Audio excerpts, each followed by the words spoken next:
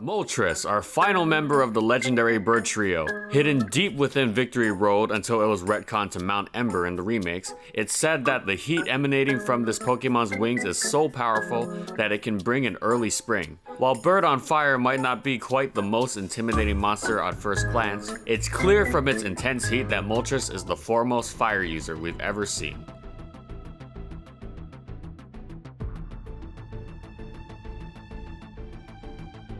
Generation 1, similar to its flying brethren Articuno and Zapdos, Moltres packs an impressive base 125 special stat, making its Stab Fire Blast a scary prospect for anyone that might face it. The burn chance that comes attached makes standing up to those blasts a possible crippling status effect even for some of Moltres' strongest counters, like Rhydon and Golem. That said, Moltres lacks the move pool or additional coverage to raise itself to the upper echelons of Gen 1.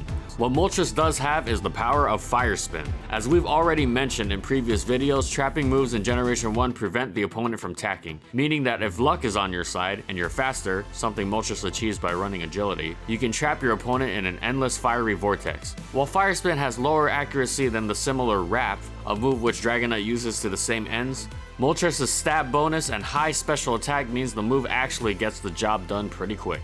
Counters to Moltres include the aforementioned rock types, but as with any special attacker, Chansey handles it pretty quickly. Starmie additionally outspeeds an unboosted Moltres and takes it down, and of course, this being Gen 1, ice moves actually give it trouble since it's weak to them.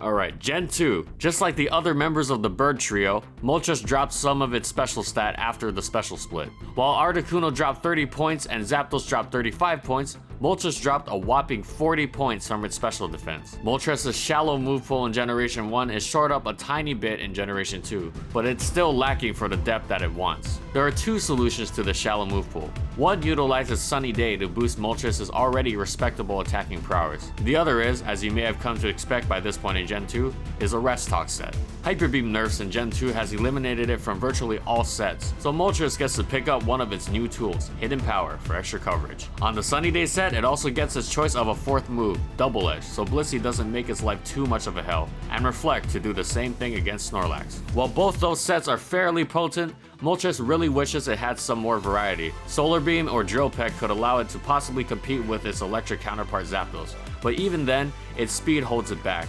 Speaking of Zapdos and its fellow thundering legendary Raikou were two of the most popular Pokemon in the generation, leading to some very unfavorable matchups for our Flaming Bird.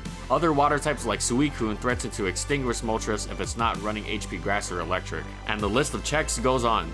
Most rock types, some Charizard variants, some Dragonite variants, and of course, although we mentioned ways to deal with Blissey and Snorlax, there's still solid grievances for any special attacker. Moltres got a few additions in Gen 3, namely Morning Sun, Will-O-Wisp, and its shared ability with the other birds, Pressure. With a few more useful moves to fill out its sparse list, Moltres' Sunny Day set remains at about the same power level as it was before. Its massive Fire Blast and Hidden Power provided the same great coverage as before. Even Swampert and Salamence, two Pokemon unafraid of fire, had to be wary of getting hit by a 4x super effective Hidden Power. But a lot of that coverage is reliant on the opponent not knowing which type Moltres is packing. Moltres' Fire Power is as potent as ever, but its typing is downright awful. While it was able to dodge Earthquakes and resist the Mega Horns that come from one of the most potent Pokemon in the generation, Heracross, anything running those moves was likely to snuff out Moltres' flames under a pile of rocks immediately thereafter. They just had to be really afraid on the switch. Rest Talk is still around. With pressure added in, Moltres can stall out Blissey. All that said, Moltres stays in exactly the same place, borderline. Once again, it just hits too hard to be relegated to underuse, but its niche is so specific that it didn't find a place on most overused teams, with its typing being its biggest flaw. And speaking of typing, Stealth Rocks. Funnily enough, Stealth Rocks don't completely end Moltres' competitive life. It did drop to underuse as 50% damage on Switch is a horrendous amount, but what's interesting is that it still actually found a place in overuse. While Moltres' typing has been its biggest flaw beforehand, here it's a double-edged sword. The plethora of steel and fighting types ruling OU all had a hard time dealing with Moltres' fairly unique typing, the chief among them being Scizor, who basically ruled the OU metagame at one point.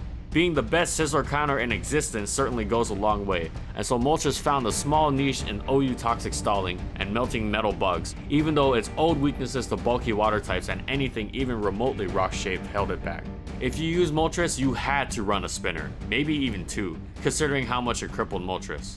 On the VGC side of things, Moltres was not known to be commonly used. And honestly, who could blame it since a lot of Pokemon in VGC carried Rock Slide. But it was used by Tasuku Mano in the World Championships in 2009, getting 2nd place. Now again, as usual, research is a little wonky and I only have the VODs and a forum thread to go off of when talking about this Moltres, but it looks like Moltres was mainly used as a sunny day special attacker, allowing Moltres to hit, I assume, common water, steel, and fighting types with the moves Flamethrower, Solar Beam, and Air Slash respectively. It also had Hidden Power Ice for dragon types, I assume. Tasuku only had one Pokemon on its team with Sunny Day though, being Shedinja. Yep, Shedinja. So he most likely combos Shedinja with Moltres for a late game sweep. Moltres carried Focus Sash during the finals, but apparently it also carried Choice Scarf throughout the tournament. Again, what I've talked about here aside from the set itself is all speculation, but hey, it happened, so congrats to Tasuku on 2nd at Worlds in 2009. Alright, Gen 5. You'd think that with Moltres utilizing Sun so well in the past, it would do well in Gen 5, right? Well, sort of. I'm gonna tell you Moltres' tier early again, because this is really interesting.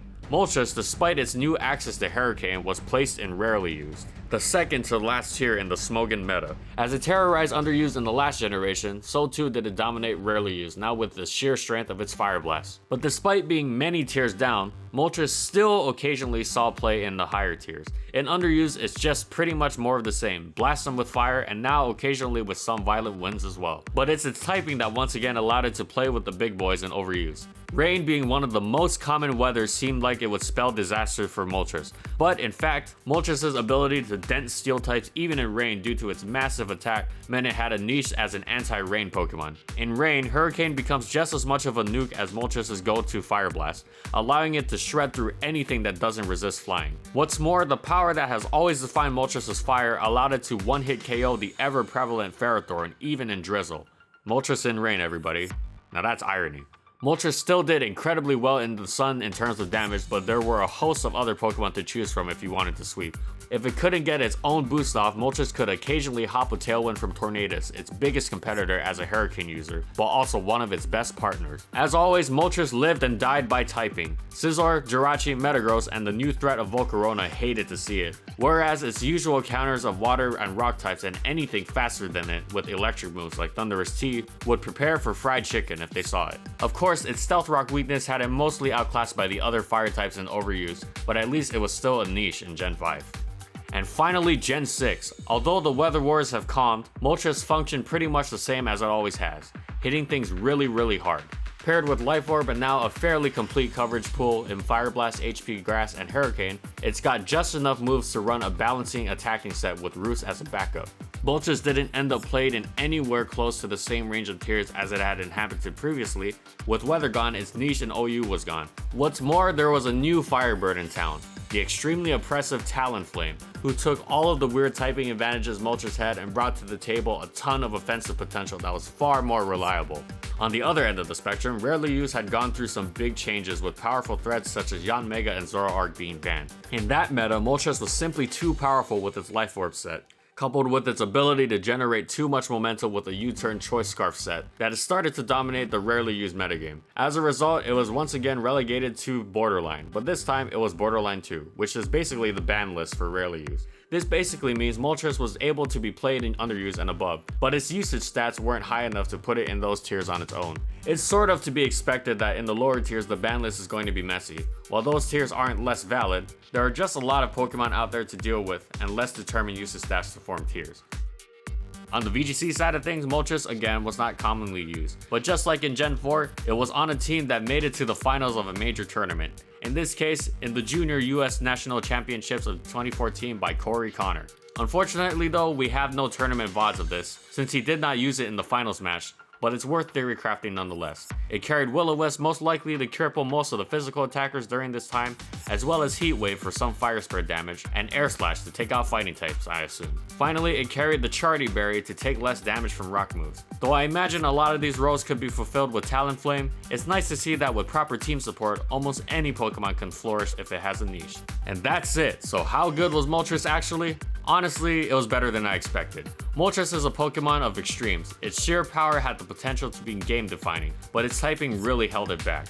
I assumed due to its typing that it would be terrible, but that's what happens when you assume things, I guess. If we compare it to another 4 times weak to rock Pokemon in Articuno, The main difference is that while Articuno got pretty shafted on moves over the years, Moltres steadily gained more options, growing from a decidedly limited move pool to a pretty respectable arsenal.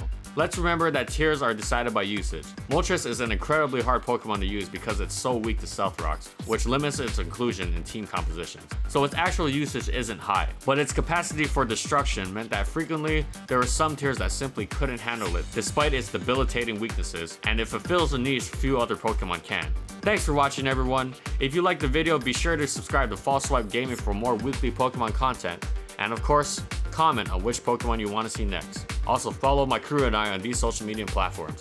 Alright, that's all I got. Have a nice day, everyone.